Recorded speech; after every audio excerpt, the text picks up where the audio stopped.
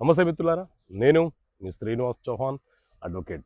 మిత్రులారా, వారసులు ఏ సందర్భాలలో తల్లిదండ్రుల యొక్క వారసత్వపు ఆస్తిలో హక్కును కోల్పోయే ప్రమాదం ఉంటుంది? సో మిత్రులారా, మన దేశంలో హిందూ సక్సెషన్ యాక్ట్, హిందూ వారసత్వపు చట్టం 1956 అమలు ఉన్నది. ఈ చట్టంలోని సెక్షన్ 24, 25, 26 చాలా స్పష్టమైనటువంటి వివరణ ఇస్తున్నాయి. ఒక హిందూ మతంలో పుట్టిన వారు ఏ సందర్భంలో వారసత్వపు ఆస్తులను కోల్పోయే ప్రమాదం ఉంటుంది?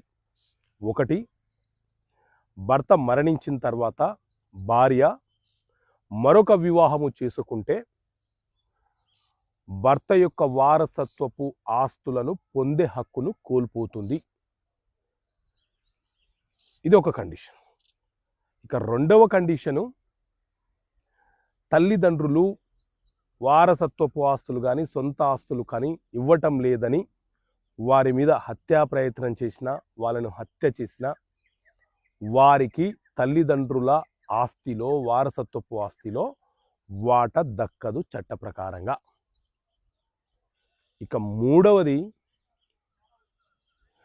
హిందూ మతంలో పుట్టి హిందూ మతంలో పెరిగి ఆ తర్వాత వేరే మతంలోకి కన్వర్ట్ అయితే, వేరే మతాన్ని స్వీకరిస్తే వారికి వారసత్వపు ఆస్తిలో కానీ తల్లిదండ్రులు సంపాదించిన స్వంత ఆస్తిలో కానీ వాటా కోరే హక్కు ఉండదు.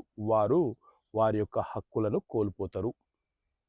ఇది చట్టం చెబుతున్నటువంటి అంశము, నేను వ్యక్తిగతంగా చెప్పే విషయం కాదు. ఓకే మిత్రులారా, థ్యాంక్ యూ. జై హింద్.